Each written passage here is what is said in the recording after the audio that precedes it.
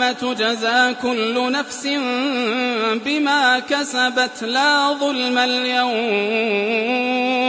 إن الله سريع الحساب وأنذرهم يوم الآزفة إذ القلوب لدى الحناجر كاظمين ما